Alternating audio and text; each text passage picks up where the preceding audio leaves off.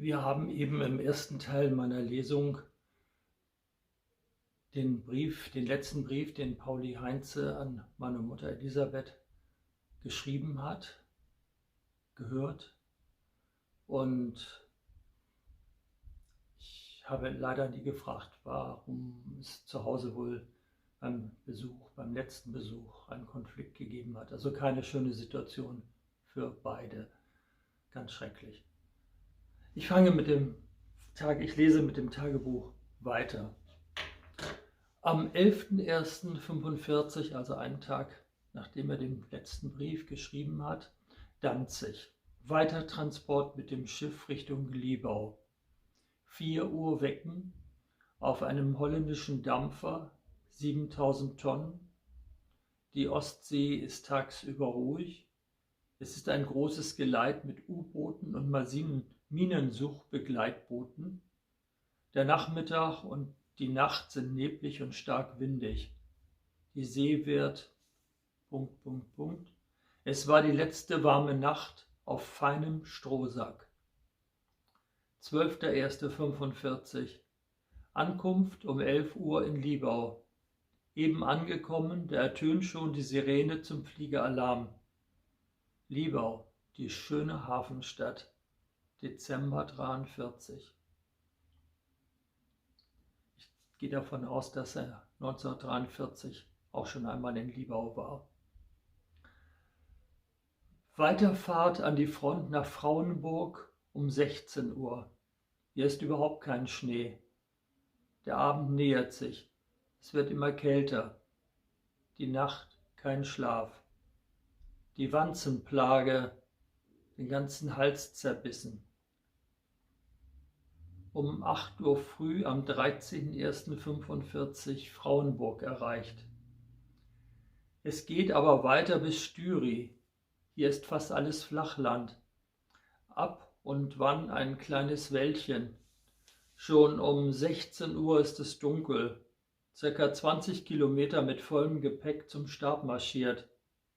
Eine unheimliche Katastrophe. Kaputt und abgespannt kamen wir an. Dennoch habe ich mich gefreut, eine Nacht in voller Ruhe in einem Häuschen zu schlafen. 14.01.45. Bis um 7 Uhr geschlafen, gewaschen und aufgemacht zum Regimentsgefechtsstand, circa 8 Kilometer. Das Wetter ist trocken und ertragbar. Beim Regiment angekommen. Nach kurzer Einweisung ging es weiter zum Bataillon. Dort guter Empfang mit Alkohol. Dort wurde ich vom Kommandeur beurteilt und als Zugführer zur Kompanie befohlen. Diese Nacht von Sonntag auf Montag konnte ich auch noch im Melder B beim Bataillon schlafen. Es wurde mir ein feines Essen durch den Burschen der Kommandantur hergerichtet, Bratwurst und Soße und Sauerkraut, große Hackkloß. 15.01.45. Bis um 7 Uhr geschlafen, fein gewaschen und nun geht es zur Kompanie. Bei der Kompanie gut angekommen, aufgenommen. Ich habe sofort den ersten Zug als Stützpunkt übernommen mit 3 Gruppen. Es sind fast alles alte Leute. Ich werde mich wohl gut reinfinden. Der Iwan liegt 40 bis 50 Meter von uns ab. Es ist zwar etwas unangenehm. In der ersten Nacht verhielt es sich ziemlich unruhig. Es schneit und die Sicht ist somit bedrängt. Hoffentlich macht er keinen Mist in meinem Abschnitt. Die Länge ist circa an 350 bis 400 Meter. 17.01.45. Der Iwan ist sonst ziemlich ruhig. Unsere Artillerie und SMG-Geschosse schossen sich ein. Die Nacht ist sehr kalt und dunkel. Ein unheimliches Schneetreiben. Es ist verdammt kalt. Iwan ist ruhig. Um 19.45 Uhr bis 20 Uhr Trommelfeuer auf dem 3. Zugabschnitt. Ein Hurra und Hurra-Geschrei und der Iwan sitzt im Graben und holte sich den Zugführer 3. Zug raus und verschwand. Die Posten, die seitlich 20 Meter davon standen, liefen weg. Das war eine unheimliche Pleite. Das liegt aber an dem jetzigen Einsatz. Sonst verlief die Nacht wieder ruhig. 18.01.45. Ein herrlicher Tag. Die Sonne strahlt vom Himmel, der frische Schnee glitzert. Es sieht immer noch weihnachtlich aus. Wieder ist eine Nacht voller Aufregung vergangen. Wie leicht hätte ich es auch sein können. Wollen das Beste hoffen. Der Zug verläuft wieder ruhig. Jetzt am Abend fängt der Schneetreiben wieder an. Man kann keine 5 Meter weit sehen. Es ist fix kalt. Jede Nacht denke ich an das schöne Federbett zu Hause, welches mein liebes Frauchen und Püppi besitzt. Hoffentlich hat der Iwan hier nichts Ernsthaftes vor. Wir sind nämlich sehr schwach besetzt. Die Nacht ist sehr dunkel. Ich habe hier einen kleinen Bunker als Gefechtsstand mit meinem Melder. Wieder einmal habe ich einen jungen Menschen, mit dem ich Tag für Tag zusammen bin. Er ist 18 Jahre alt. Wir sind hier nur noch mit 5 Alten bei der Kompanie. Davon bin ich allein vorne im Graben. Ich bin auch der einzige EK-1-Träger in der Kompanie. Fast jeden Abend geht es auf Spähtrupp und Stoßtrupp. Die Nacht ist ziemlich ruhig. 19.01.45. Ein herrlicher Tag bricht an. Rechts von uns geht ein Stoßtrupp, 2 Bunkern. Es ist ein schönes Gefühl. Von Weitem hört man nun das Grollen der Geschütze und das Rattern der MGs. Es war mal wieder eine Nacht, in der wir in voller Ruhe verbringen durften. Letzter vorliegender Tagebucheintrag vor der Verwundung am 27. Januar 1945, am 24. Januar. Die Nacht ist vorbei, der Tag bricht an, der Schnee glitzert wie kleine Sterne. Es ist ziemlich kalt. Das sind die Auszüge, die mir zur Verfügung stehen.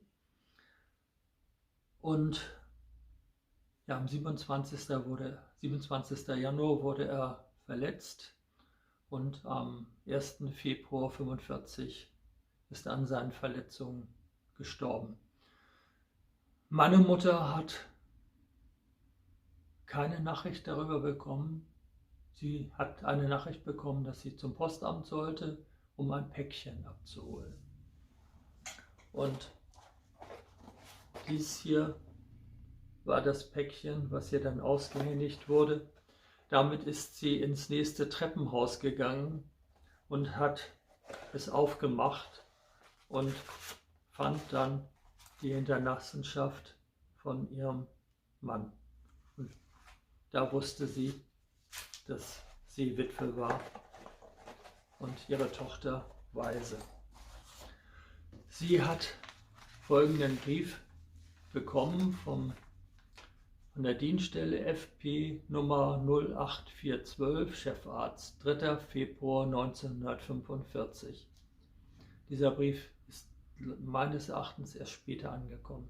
Sehr geehrte Frau Heinze, ich habe die traurige Pflicht, Ihnen mitzuteilen, dass Ihr Ehemann, der Fahnenoffizier Paul Heinze, am 1.2.45 an den Folgen seiner schweren Verwundung, die er sich im Kampf um die Freiheit Großdeutschlands zugezogen hatte, verstorben ist.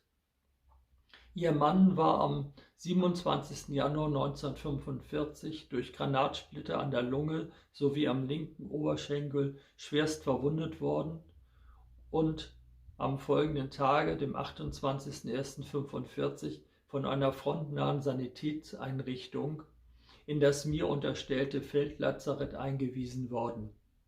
Leider waren die Verletzungen aber derart schwer, es handelte sich um 2 Stecksplitter in der linken Lunge, dass es trotz aller erdenklichen ärztlichen Maßnahmen nicht gelang, das fliehende Leben zu erhalten. Später zunehmende Kreislaufschwäche, mit zunehmender Kreislaufschwäche ist ihr hochgemutter Mann am 1. Februar 1945 um 15:20 Uhr sanft und ruhig für immer eingeschlafen. Schmerzen hat er bei uns nicht ausgestanden. Trotz seiner schweren Verwundung war er fest davon überzeugt, zu gesunden und seine Lieben in der Heimat wiedersehen zu dürfen.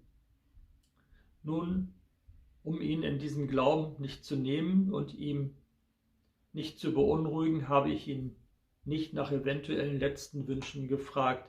Ich darf annehmen, sehr geehrte Frau Heinze, in Ihrem Sinne gehandelt zu haben.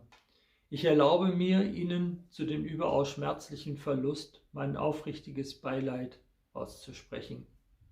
Die Gewissheit, dass Ihr geliebter Mann sein junges Leben selbstlos für die Größe und Zukunft unseres ewigen Deutschlands hingegeben hat, möge Ihnen Kraft geben und Ihnen Trost sein.